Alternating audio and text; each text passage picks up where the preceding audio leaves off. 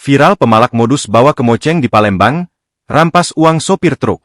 Kembali viral aksi pemalak sopir truk yang beraksi di jalur Musi 2 menuju Jalan Soekarno-Hatta Palembang.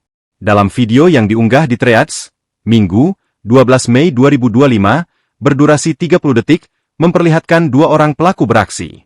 Dengan bermoduskan membawa kemoceng untuk membersihkan kaca mobil truk, kedua pelaku terlihat memalak sopir. Satu pelaku membersihkan kaca mobil truk, satu pelaku lainnya langsung merampas uang sopir. Setelah berhasil melakukan aksinya, kedua pelaku pun meninggal sopir tersebut di lokasi kejadian. Sementara, Kasat Reskrim Polrestabes Palembang AKBP Andri Setiawan melalui Kanit Ranmor Ibtu Joni Palapa dan Kasubnit Opnal Pidum Ibda Popai saat dikonfirmasi mengaku telah mengetahui video viral tersebut. Diduga kedua pelaku melakukan aksi pemalakan, ungkap Joni. Lanjut dikatakan, Polrestabes Palembang akan berkoordinasi dengan Polsek Kertapati terkait video itu. Akan kita tindak lanjuti segera untuk melakukan penyelidikan dan menangkap pelaku.